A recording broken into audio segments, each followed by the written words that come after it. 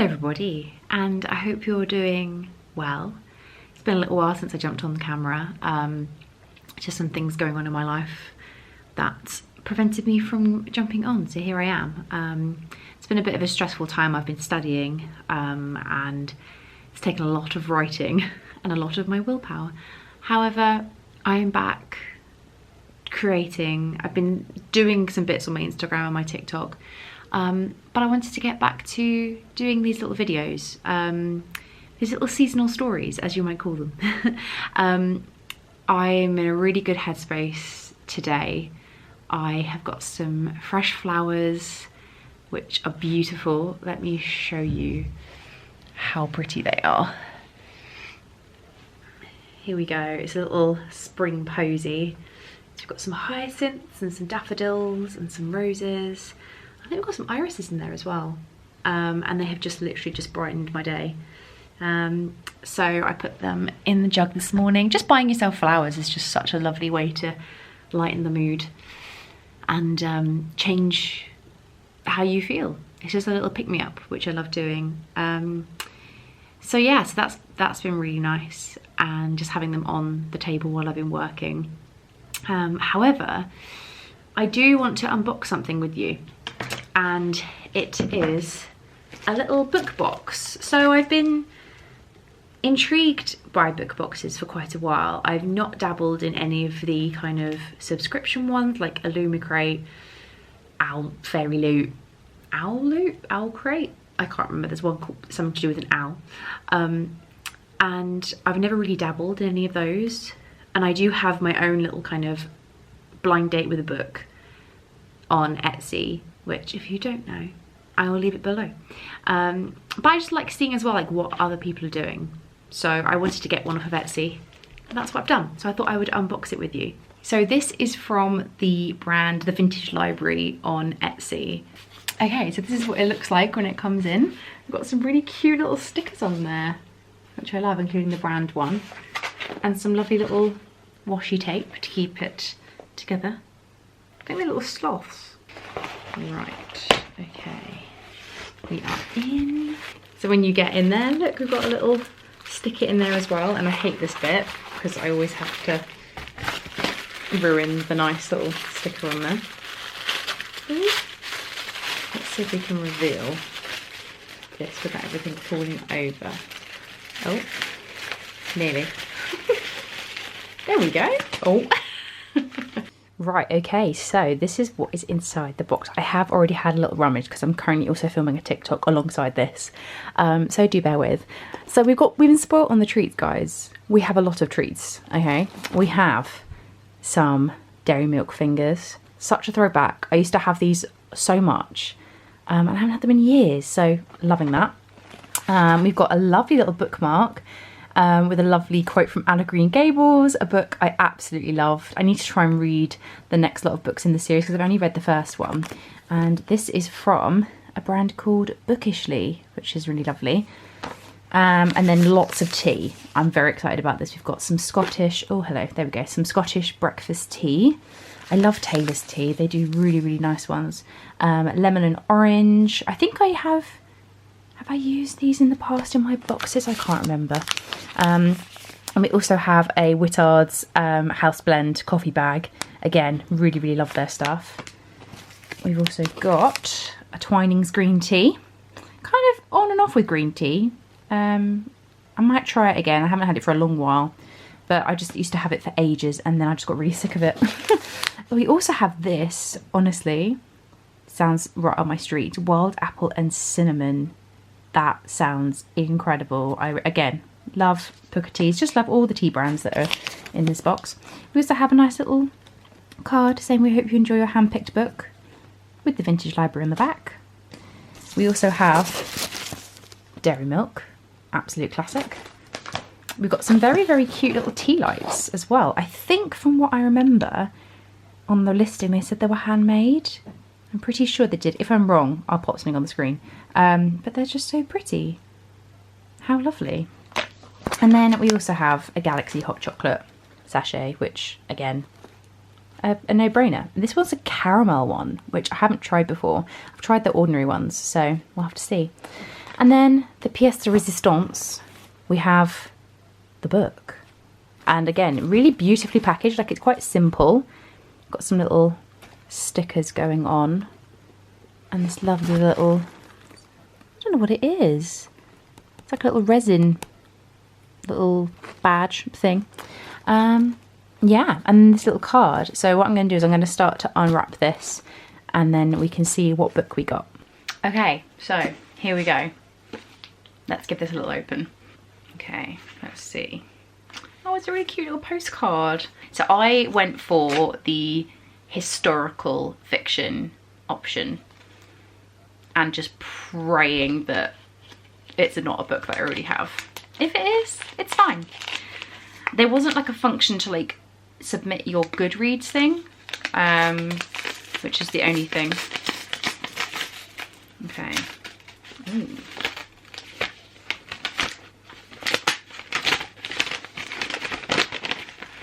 Oh, I don't have this. Oh, interesting. So we have The Vanishing Sky by L. Annette Binder. I've never heard of this.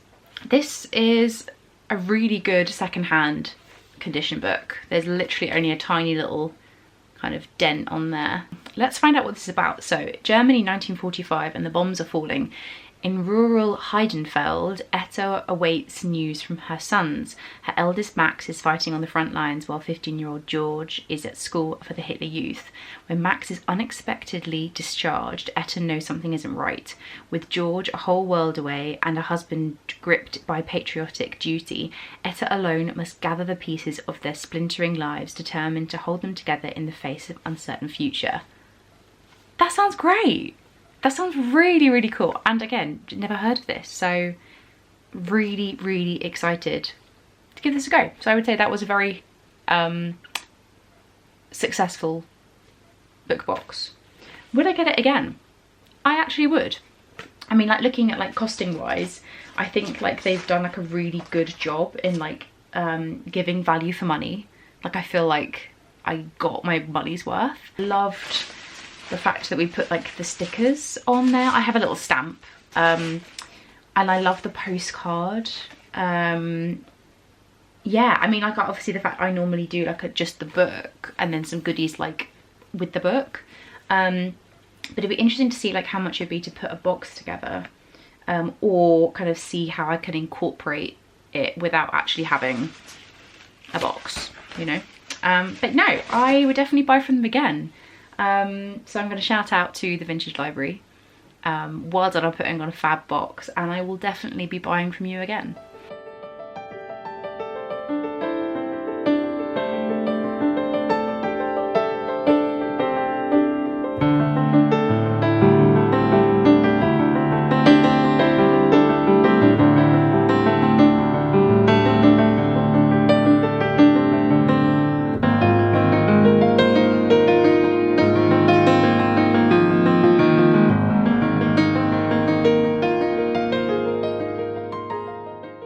Right, spring has sprung, everybody. I'm just loving the fact that the sun is out again. We're just getting much warmer days. We've actually been able to go out without a massive coat on, which I am all here for. And the thing that I love to do at the start of spring is to put together the books that I want to try and read within spring. Do I ever get to read all of them? No. My TBRs are always too long and ridiculous, but it's nice to put it together, and that's something I love doing at the start of a new season, is to put together a seasonal TBR. So I thought I would quickly talk through some of the books that are on my seasonal TBR. You may have seen some of these already in my March TBR over on my TikTok and my Instagram. If you're not following me in there, I will link that below. I'm just Georgie's Book Nook over on that.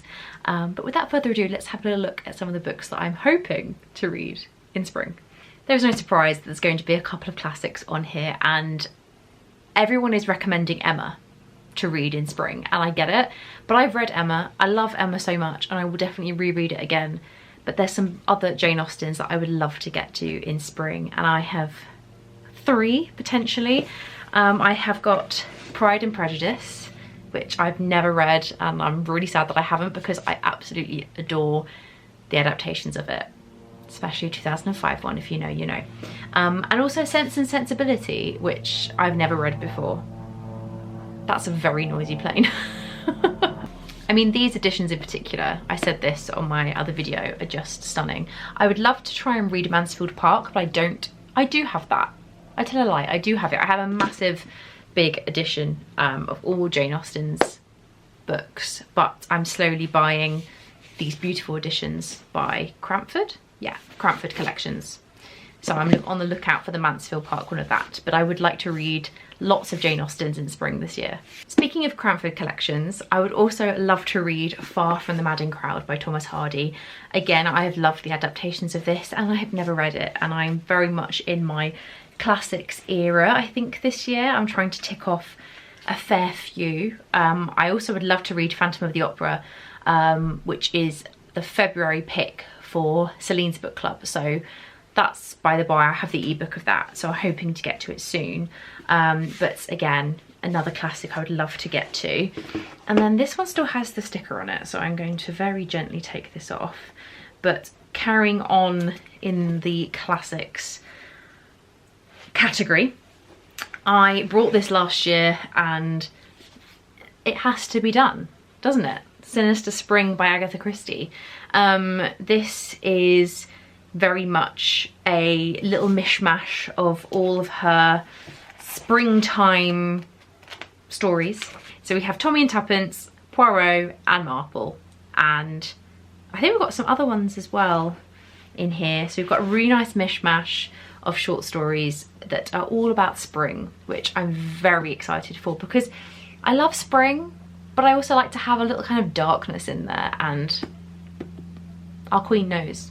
Let's move on to some more kind of fantasy options, because I feel like we can still have some fun in fantasy in terms of spring TBR. Now, one that I would love to get to, because I haven't finished this yet, and I started reading this 2 years ago, maybe, is obviously ACOTAR. I don't know why I stopped. I started on the train and everyone's like, why didn't you like not binge it in one go? And I just couldn't do it to myself. I think it's because it's such an overhyped series that I didn't want to binge it, because I felt like I wanted to actually determine whether like it was good or not. So I'm taking my time. I would love to read A Court of Mist and Fury, because I have it and I need to read it, and it's been a while. So I don't know how much I'm going to remember, but I am going to slowly make my way through that. The other book I would love to read, which is fantasy, I think this one actually is as well. Ignore me. The next book I want to read that's fantasy is Howl's Moving Castle by Diane Wynne Jones. This has been on my radar for a long while. I've actually never seen the film adaptation of this, and I love Studio Ghibli, and I wanted to read the book before watching the film, because one of the things I would love to watch this spring is all of the films, all of the Studio Ghibli films, and I would like to read this to get to it. I've heard a lot of people absolutely love it. I mean, the cover says it all, really. For those of you who don't know, this is in a land where 7 league boots and cloaks of invisibility really exist, and Sophie attracts the unwelcome attention of the Witch of the Waste, who puts a curse on her. Determined to make the best of things, Sophie travels to the one place where she might get help, the moving castle which hovers on the nearby hills. Just sounds so fantastic and whimsical and lovely, so definitely want to get to that. And then this was one which was a book club pick, which I never got to, but I bought the book for, and it is The Unmaking of June Farrow by Adrienne Young. Adrienne, I don't know. This again just gave all the, I think this was the spring pick as well. So this is about June Farrow, who's waiting for fate to find her. The Farrow women are known for their thriving flower farm and the curse that has haunted them for generations. And it's basically, she follows a series of clues that links to her mother's disappearance into the town's dark history, and then it just kind of goes, it just sounds so wonderful and mysterious. And I've seen it on a few little kind of spring recommendations, so I actually want to read it and know, like, because I know there's a new book out as well, by this author, so I would love to kind of get the vibe for it because I feel like it's an author I would really love. Now there's a couple of books I've actually already started from my spring TBR, which is quite unlike me because normally I just make a TBR and then ignore it and just mood read. But a couple of reads that I have already started, and some of them I finished. So one of them was Blue Sisters by Coco Mello, and this was my first Coco Mello book because everyone was really mixed about Cleopatra and Frankenstein, and I kind of stayed clear of it. And then Blue Sisters came out and the premise sounded really great, and so I thought I'd get it, and I finished it and I loved it. So here's a little spring recommendation for you. It really does feel like spring. I think it's that kind of whole, they're coming out of grief. They've lost one of their sisters, so they're now from 4 and they're now 3 sisters, and it's basically how all of their lives, how they're dealing with this grief and how they slowly come back together. And it just reminded me of like going from winter to spring, like how the flowers slowly grow up out of the ground and that rebirth,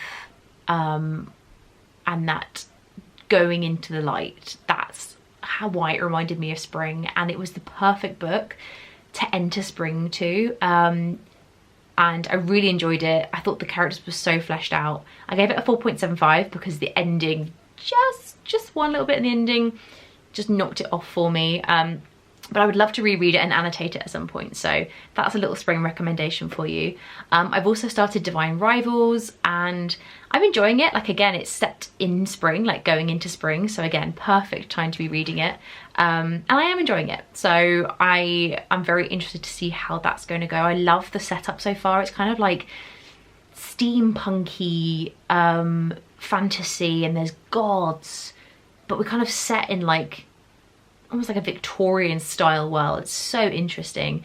It's not really like one that I've ever really ventured into yet, that kind of style of world. So again, really excited to see where that goes. And I've also started Daughter of the Moon Goddess by, I think it's Su Lin Tang.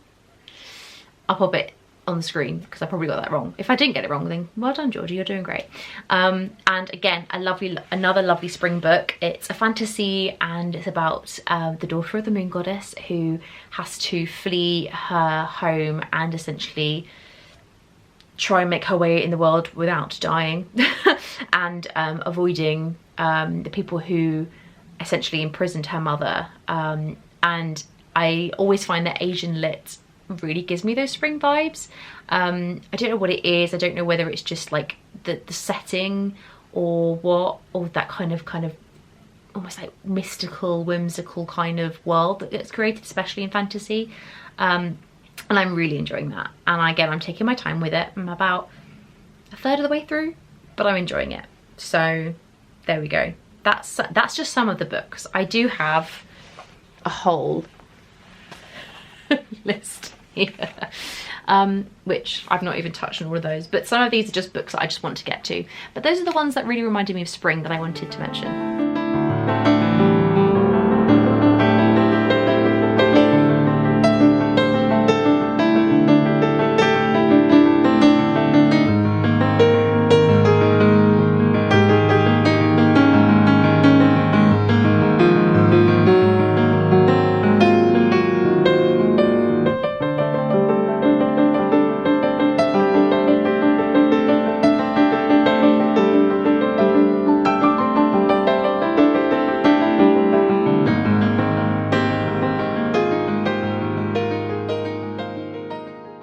It's a lovely problem to have when you are fighting to find a space to film where the sun isn't shining right in your face.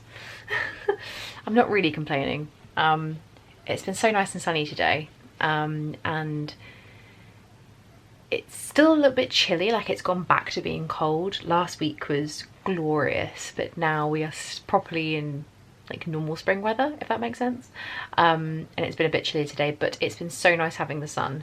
I've just been out with my friends for a little coffee date and book shopping and charity shopping, which is great. And I have a little mini book haul for you. So I'm going to show you what I got. I got 2 books from the charity shop, which I believe seem to be unread. There's a couple of bits of damage on one of them, but I I think one of them's a proof. I've just realised one's a proof. That is so cool. Oh my goodness. Wow, that's really cool. So I have, the first book I have is Pineapple Street by Jenny Jackson. My friend has read this and they did enjoy it, but the thing that made me really pick this up was the fact that this is compared to the novel Jane Austen would have written if Jane Austen lived in Brooklyn Heights in the 21st century. Need I say more? That sounds absolutely brilliant. And I feel like it could be quite a nice light read, in between some kind of more heavier ones. I could be wrong. I mean, you never know with sometimes these books. Sometimes they go another way, but yeah, definitely really interested to read that. And then I also have Private Rights by Julia Armfield. Now, I'm really glad I found this. This has not been read, and this is a proof. And in the bookshop that I went into, they were selling obviously the paperbacks and the hardbacks still. So to get this for £1.50, which was the same price as that book, for a book that is in pretty good condition, I would say, was really great. This is like a horror from what I remember. So it's about some sisters who have not spoken in a while and their estranged father dies. They come together in the grand glass house that is the pinnacle of his legacy, and they begin to sense that the magnetic influence of their father lives on through it. Something sinister seems to be unfolding. I like this type of horror. I'm not super into like anything big and gory and horrid, but yeah, this sounds pretty good, especially from the reviews that I read as well. And then we went to the independent bookshop and I thought it was finally time. I thought it was finally time. I have If We Were Villains, which a friend has let me borrow, but from the sounds of it, with kind of dark academia, it seems like this needs to be read first before going into the other ones, just because I feel like this sets the groundwork. It's the mothership. So I feel like I need to maybe get to this first. I feel like I really want to maybe read this over the summer, because it is one of those books you have to really give lots of time and attention to. I think I'm going to wrap up this seasonal stories here. I hope you really enjoyed it. I'm still kind of playing around with the format of these, but I feel like these little short stories of me talking about different things going on that's like a good nice balance for what I've been wanting, rather than a classic vlog. So I hope you've enjoyed it as well. If you did, please do give it a thumbs up and subscribe if you like this sort of content. Again, I'm kind of using the times where I'm kind of just filming when it feels right and not putting myself under pressure to do a schedule or anything, which is something I decided on a long time ago, but I think I'd rather do that quality over quantity type of thing. So I hope you enjoyed this as well, and I will see you in the next one. Bye.